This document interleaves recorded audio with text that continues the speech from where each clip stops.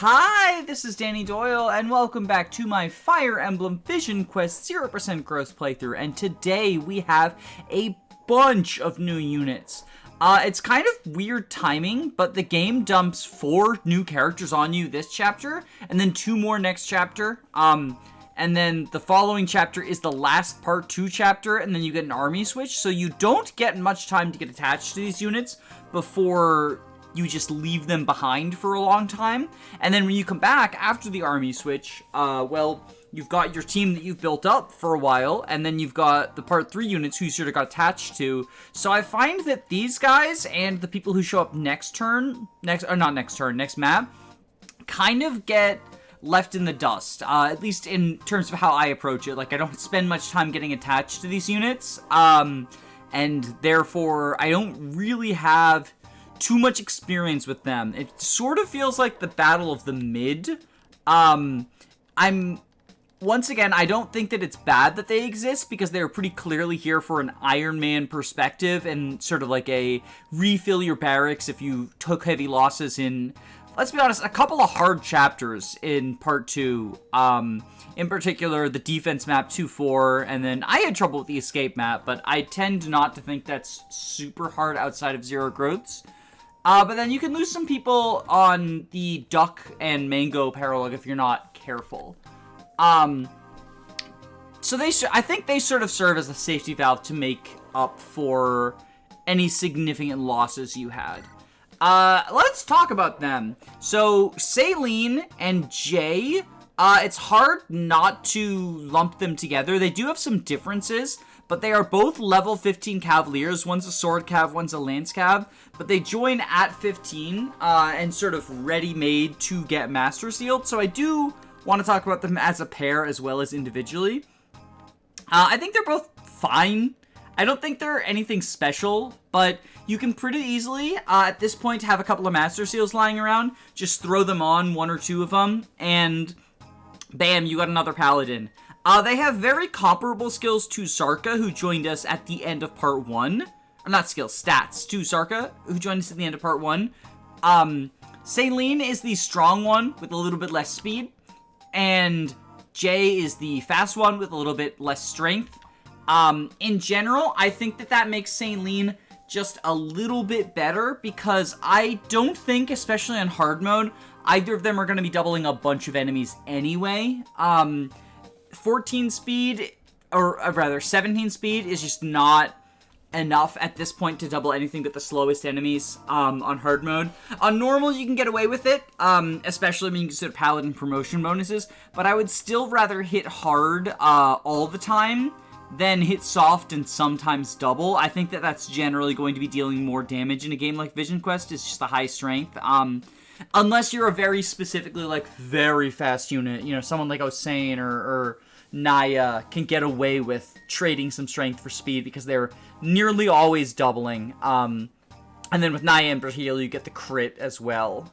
But because of this, I do prefer Saline. I'm not huge on either of them. They both have skills that are not great. Jay has Nihil, which, again, I don't know that many use cases for, other than, like, I know the final boss, I guess. I don't really think of, like, the boss's skills being super relevant in Vision Quest. I would much rather have something that I can leverage on the player side. Meanwhile, Saline has Wrath, which is a really weird skill on a Paladin, because it doesn't stack, like, it's only 20%, and it doesn't stack with anything else other than a killer weapon. So it's just weird to put Wrath on a unit who doesn't have another way of building crit. Like, I like Wrath on Nazar, because it's Wrath plus the Berserker bonus plus the potential for crit, but with Jay, it's just, like, I guess supports. I guess you can build supports with her in order to build crit, but she comes so late that you're going to take a couple of maps to even build supports to that point anyway. So it's mostly just an extra 20 crit on top of the crit that you get from killer weapons. And I'm just not super impressed with that as a personal skill. I want more from my personal skills, I guess, is what I'm saying. Still, I like her better because I like her stat spread better.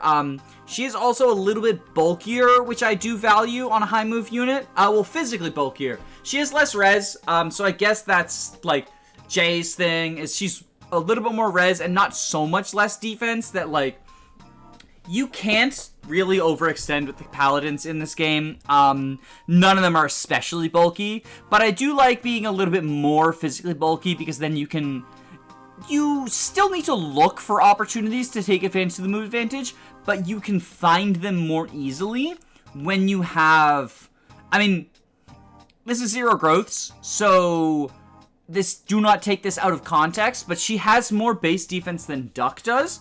And I benched Duck as a result, because she's just sort of functionally serving the role of my Armored Horse unit, but with the full movement now. Which is a shame, because I was having so much fun with Duck, like, unironically. But, yeah, I tend to like Shailene a little bit more than Jay. I do think that if you're going to use them, it tends to be much like Mango, just like a filler for a few chapters until you get part 4. Once you get to part 4, the part 1 and 2 army and then the part 3 army merge together, so you take the best units from each of them, and I find it unlikely that Jay and Shailene are ever going to be the best units from this army. Well, outside of a zero growth context, obviously. But yeah, they're nice filler for a couple of chapters. They're just in this weird situation where they join so late in part 2, and then you leave them behind for a long time, and they just sort of get forgotten in the shuffle. Still, what is this? The chivalry thing that gives the extra when foes at full HP? It's very nice to have. I appreciate this as well, and having it on both of them is quite nice. I can't say as many positive things about Mahanan. He does have chivalry as well, which is, like, nice. This is sort of the chivalry squad, which I guess makes sense because story-wise they're being lent by Laurie to sort of study under Titus, which is then leads into weird stuff in part 4 where like they stay with you even though Laurie doesn't. I don't fully know how you would explain that. Maybe they have talk convos if you deploy them, which I don't. But yeah, he's another halberdier. I have no experience with this fucking dude. I've never used him outside of this map where he is force deployed. I used Jay and Shailene until the end of part 2 in basically every playthrough because they're just nice filler. There's usually a couple of units you want replaced. I've never used Mahanan after this. He seems pretty mid, and I don't mean that as like a huge insult. 18 speed before promotion bonuses is nothing to scoff at. His bulk is not great, like it's worse than both of the paladins, and he doesn't have the high move also. But 18 speed, he's going to be doubling some stuff. On hard mode, less stuff, but he's going to be doubling some stuff, like, and that's before promotion. Once you promote him, he gets even more than that. He'll hit some doubling thresholds. He'll get the crit bonus if I ever get him level 5, which I don't think I will. And he's an earth support, which is nice. Earth granting void helps with a unit who wants to frontline. I don't think Mahanan necessarily wants to frontline because of his weak defense stat. But I guess with the high speed, you could theoretically do like a dodge tanky thing. And he does have camaraderie to recover as well. Yeah, I don't have too much to say about him.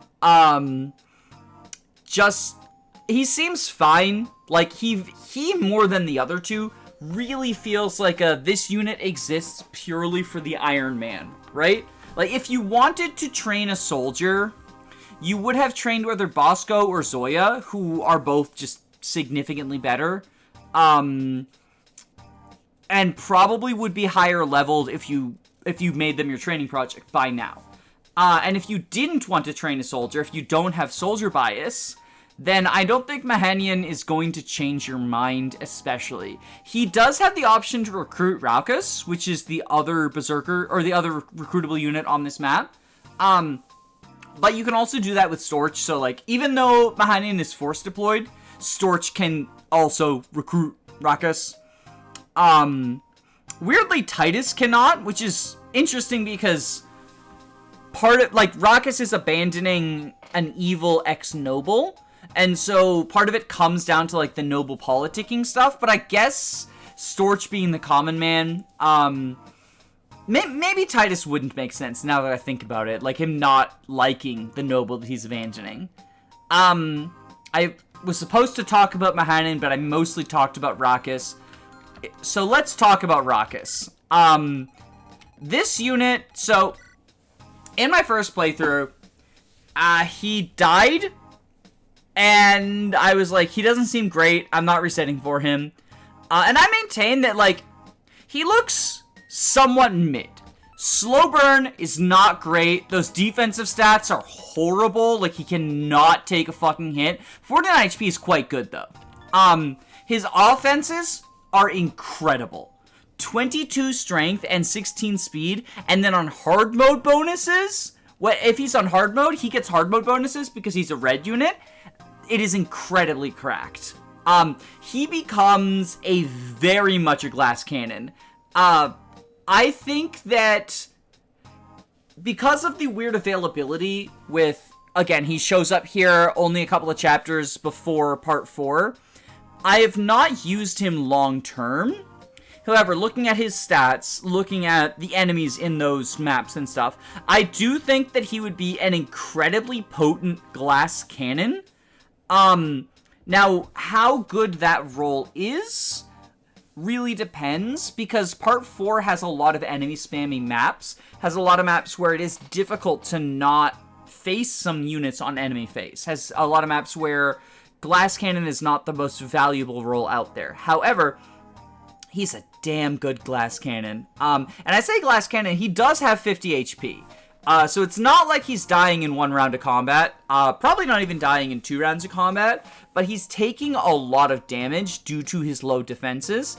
And that damage that he takes is not, like, he's taking a lot of damage, and that damage is not getting healed as easily unless you have a very high magic staffer take their turn off to heal him. I guess he can elixir as well, but the high HP, low defense thing, like, it's the Largo problem, where you get chunked for a bunch, and it is hard to heal up to full, and you will just die quite quickly if you don't manage it. Unlike Largo, though, I do think Rockus has a use. I see this guy as being absolutely serviceable, in particular on hard mode, which is weird, because you would think that, like, you know, I guess hard mode bonuses do make a difference, but generally if a unit is not great on normal, they end up looking worse on hard. I don't think he's not great on normal, but I think he's, like, only decent on normal. I think his stocks go up on hard due to the fact that hard mode bonuses elevate his already insane strength and speed. And he's 1 level away from the crit bonus as well, which, with his strength stat, nothing is surviving a crit. This guy is, again, just glass cannon, but good. I think he's quite good. I think he's probably quite good on hard mode. Just the biggest problem is those defenses. And slow burn is, like, not a great class skill, especially for someone who really cannot afford to miss. Like, his skill's not bad. 16 skill is not bad. Like, the skill stat, I mean, is not bad. But this skill is bad. Like, this is a very bad skill. Because maps don't last 15 turns. Especially in part 4. Maps should not be lasting long enough for him to get up to 15. Heck, the maps with turn limits can't last 15 turns. Like, there's some survive maps. There's some escort maps and stuff. And those maps quite literally cannot last 15 turns, which is tragic for him. Tragic for him.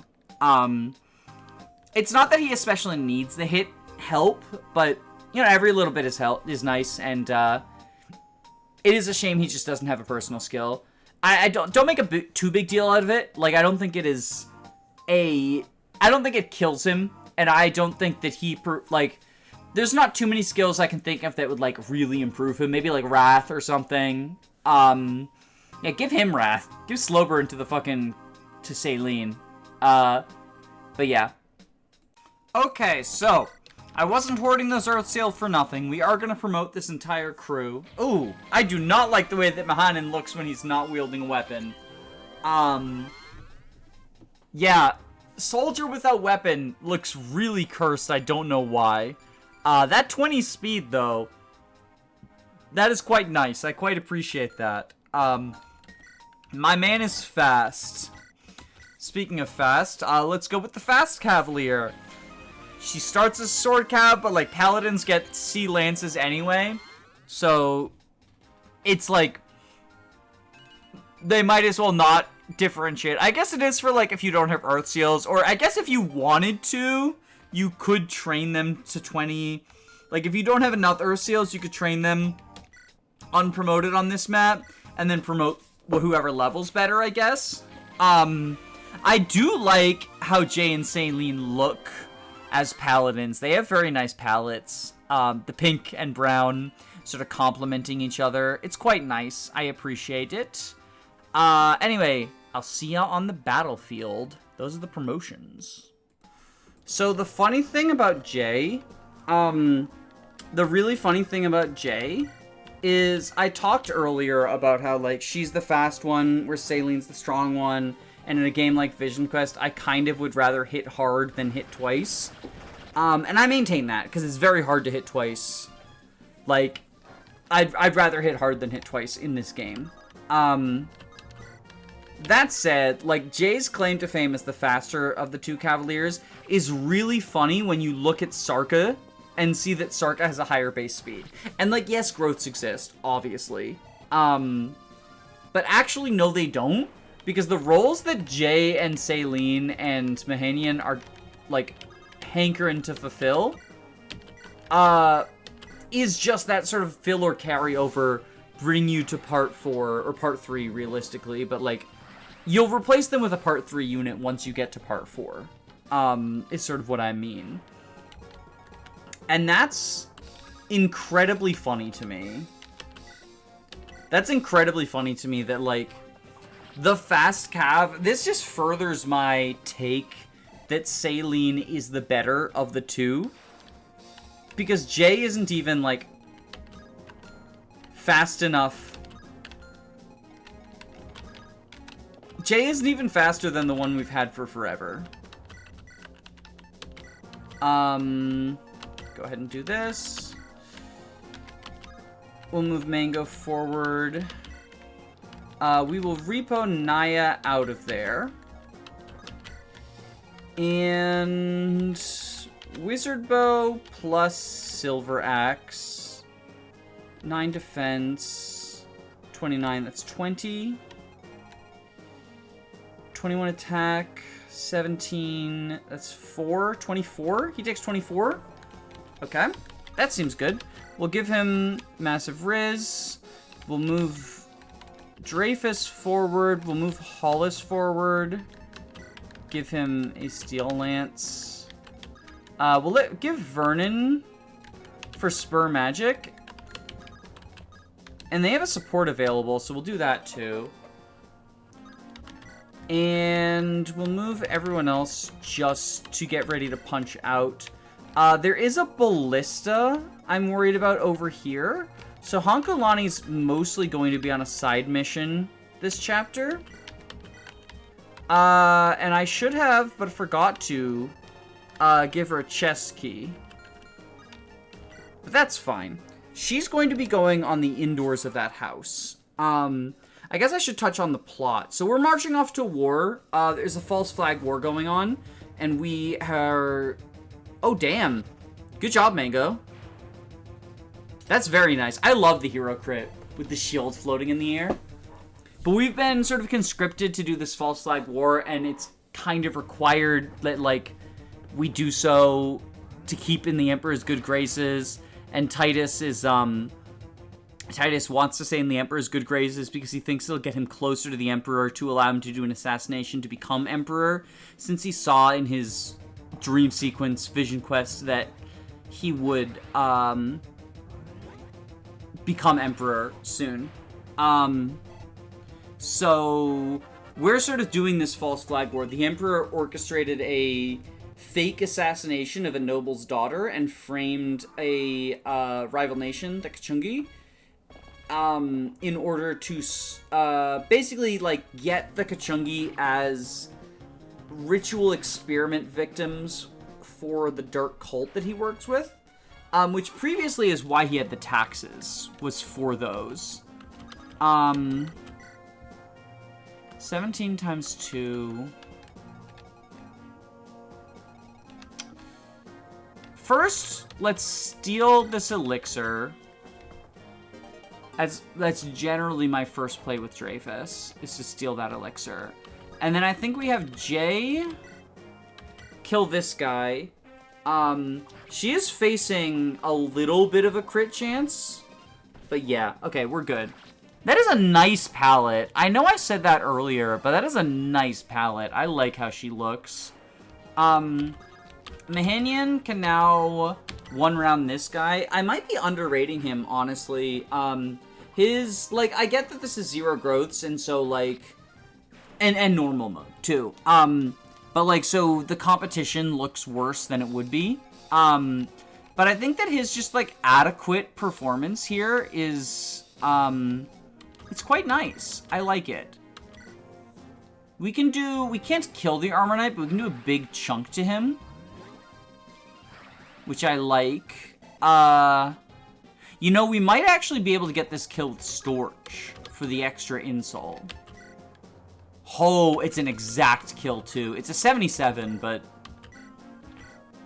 Don't fail me. Don't fail me. No! Son of a bitch.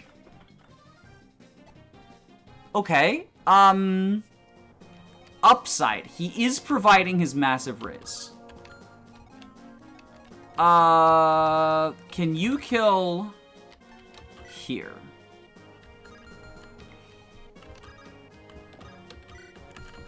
Okay. Do you kill? We Emerald Axe here. I just wanted to save the Steel Blade, honestly, and potentially Naya's action as well.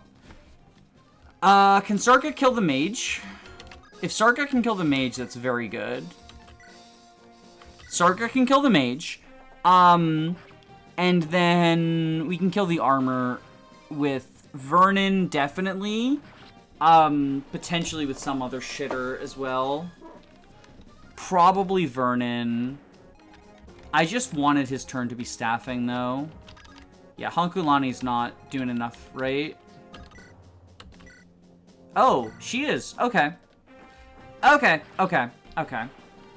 That's what I get for trying to use Storch. I keep saying that, like, you do want to leverage these force deployed units on 0 growths, and I maintain that, but I do think that, that was perhaps a bit greedy. I had other units that could do stuff. So that was perhaps a bit greedy of me to try to get that kill with Storch. Like, it wasn't... No reward other than the flex, right? I think we heal Tien. Because there's plenty of people who could do it. Like, look at the number of good units that just don't take an action this turn. Can you get there and kill? I'd rather not spend a Killer Lance on it. Yeah, I think we just... Shove. Start getting Dreyfus towards the next, stealable. And... yeah. So, I got that elixir, which is not like a big money stealable, but it is technically a stealable. Oh, that's unfortunate. Oh, at least we crit. Use of the Lady Blade is a little bit lame, but of the effective weapons, it is the one that comes up the least. It's mostly Zerkers. This chapter, we've got the Brigands, because, well, so I mentioned that we're in a sort of false flag war. We're not actually fighting the Kachungi right now, though. This is just sort of a stop along the way where we are fighting some brigands that are formerly of a noble family. Oh, that's not great for us. I know that looks like a relatively harmless move on Laurie's part, but that's actually incredibly bad. So because Laurie got hurt enough to go into heal AI, she moved backwards into that forest. From that forest, she can reach the thief and kill the thief using the silver bow she has. And that means we do actually need to kill this thief this turn. Which is unfortunate.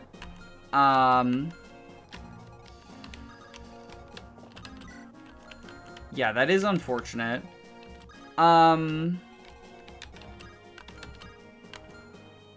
20. So I think we go here with Tien. And have Hankulani and Sarka team up to kill the thief. Not having 100 is really unfortunate, but we just sort of can't do anything about it. Okay, we burned a high hit miss, so that's good. You have higher hit with the steel lance. Okay, there we go. So yeah, unfortunately, Laurie would have killed that thief and stolen this torch staff from us. We don't need the torch staff, but it is theoretically money. Is the big thing, I guess. Okay, this would be out of ballista range. Mahanan, how do you do here? You one round with the steel lance. I think we do that to start. Get rid of the axe reaver guy.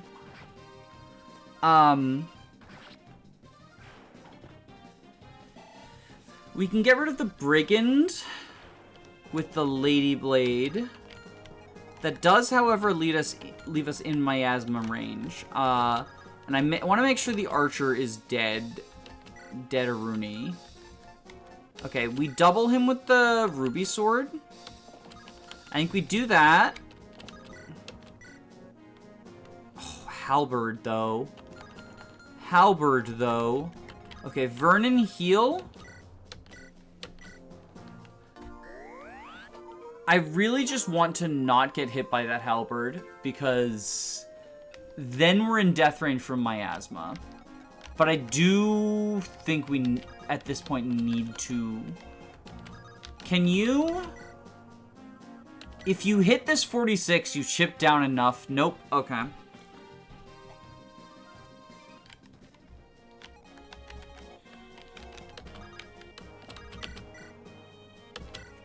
Either 13% crit or dodge the... Oh, there we go.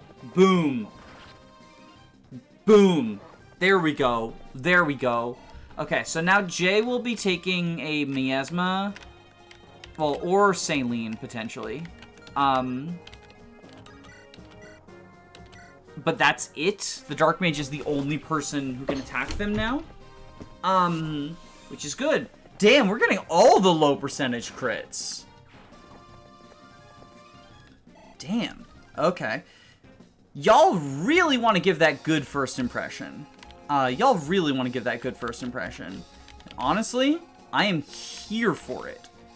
So you are... I think we don't want to steal this turn. We'll do it next turn. We also don't want Dreyfus doing the combat. Duck go here. I think we have Mango grab a Vulnerary and Vuln up. And then move Naya. And honestly, Storch, just go over here. And Rustlin, go here. Yeah, this seems good. So you will... I mean, if you got 11% crit, that would be bad. But thankfully you didn't. Much appreciated. So now we have Lori's army just getting obliterated, but don't worry, Lori is, I guess I should highlight her stats. Lori is the Goto. So she is just sort of, this is sort of a preview, much like Pent, much like I thought Olimire was a couple of chapters ago. This is a preview of a unit you will get in quite some time. Specifically, you get this unit partway through the second to last chapter. Her army does kind of get obliterated here. It is rather unfortunate that she's probably going to kill the Zerker with the Stealable Secret Book. But of all the stat boosters, Secret Book's one of the lower value ones. Like, I'll take it, obviously. But it's not like it's the end of the world to miss it, right? Like, if there was going to be a stealable stat booster that we just can't feasibly get, even in a growths context, I'd love for it to be a Secret Book. And in this case, it is. Good fucking job, soldiers.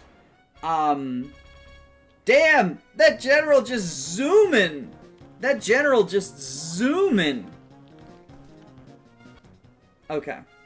And since there's no thief for her to kill, she does go for the brigand, which I think is honestly better for her squad's survivability. Still really likes having that silver bow equipped. I think because she sees that she doesn't get countered when she uses it, but she doesn't realize that she just also won't counter now, is the big problem. Can you kill this guy?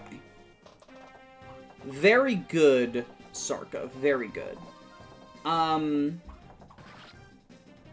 want to steal the teal gem this turn, so we can start moving Dreyfus towards the other treasure room as well.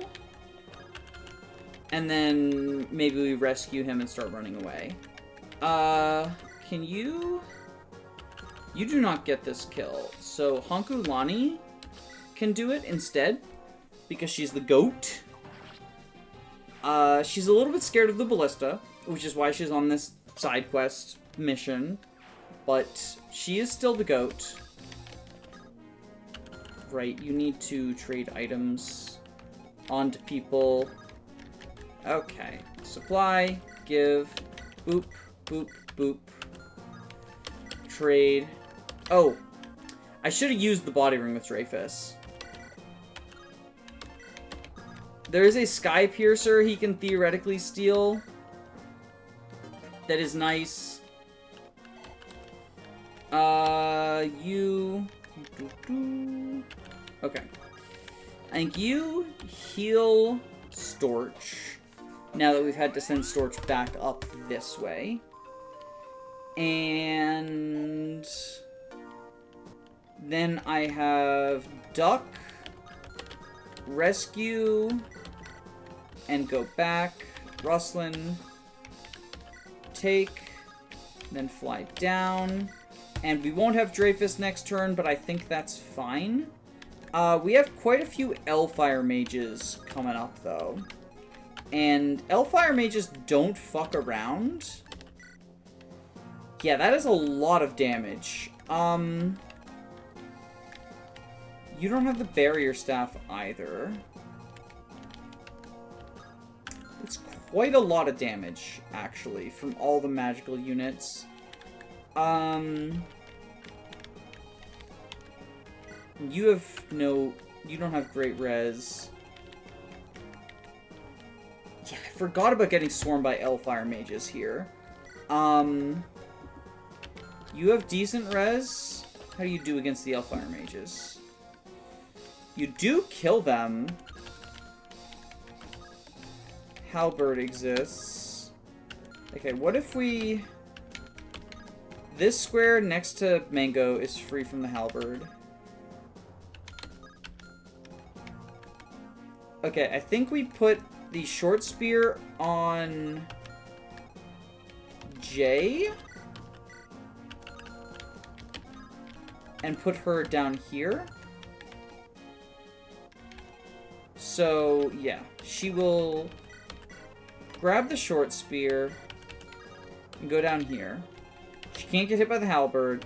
She does EP 3 mages and kills all of them.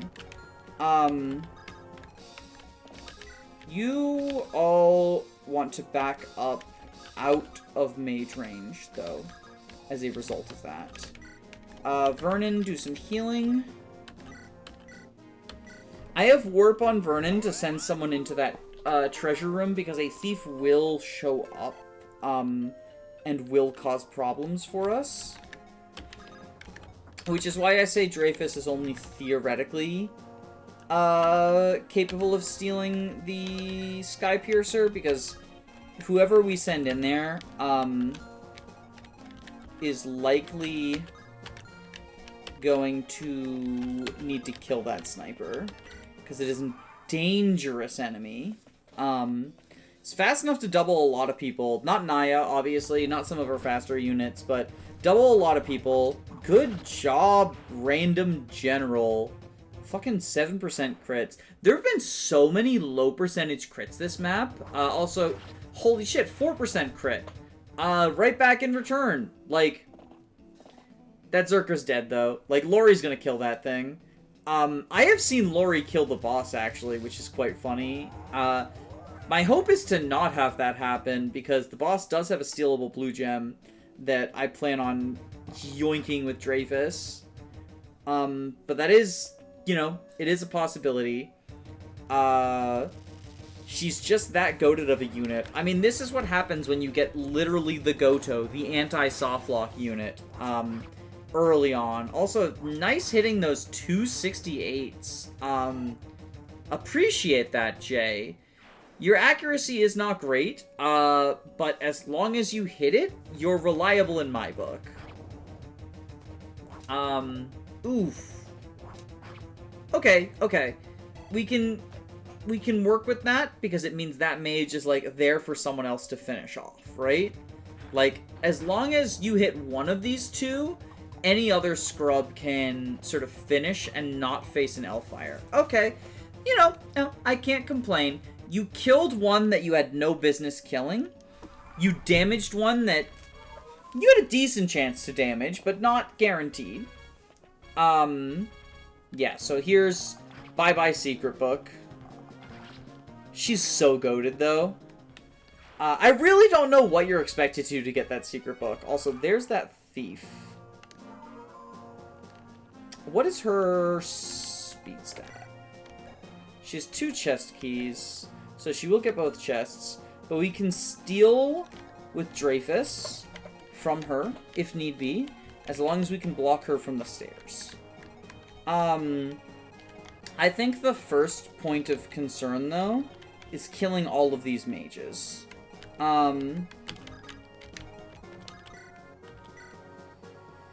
Okay, Naya can bonk one. Mahanan can bonk one. He takes a bunch in retaliation, but he can bonk one.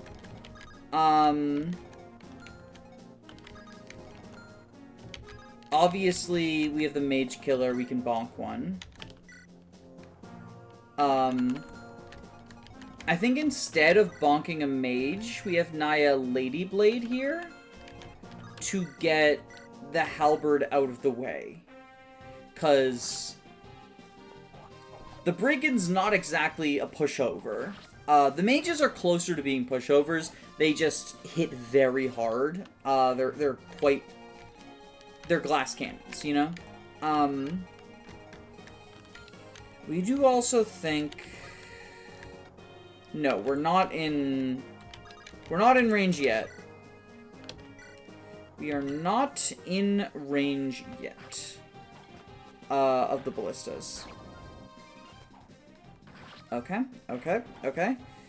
I might have to send Hollis into that treasure room. Also is what I'm thinking, maybe?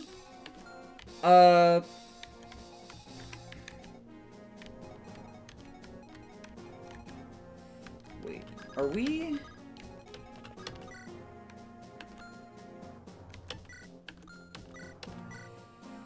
We can kill this guy, okay. We can kill this guy. And then they can trade the Mage Killer. Okay. Okay. So yeah, we use the Flame Sword. Do we want that support with Naya? Like, she's got a bunch of C's. I don't think so. I don't think so. Maybe I'll reconsider later on the map. She's got a bunch of C's right now, though. Okay. So now we can Mage Killer, trade Mage Killer. And no one is in ballista range. The soldiers and calves are coming down. And doing so quickly. But we at least have a turn to lick our wounds. Which is good, because these guys are quite threatening.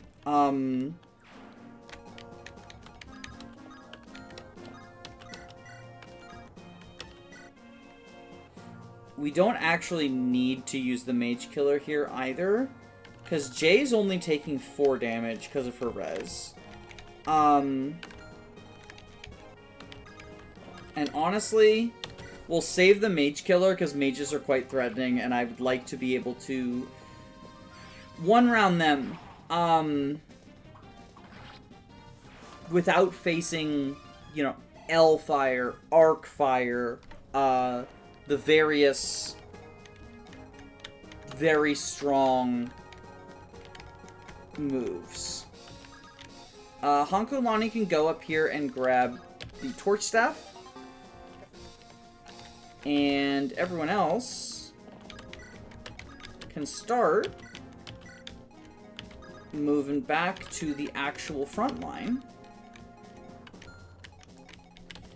I think we drop Dreyfus now. And do we want to warp Hollis this turn? Have him start bonking. So you've got 31 attack to my 18 defense, and you double. So maybe not. I wish that it would stop switching to growths so I could check the actual stats. Yeah, so maybe not.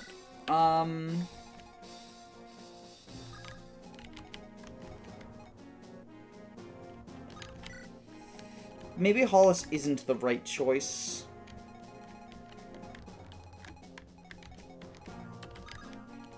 So instead, I think we heal Mahanan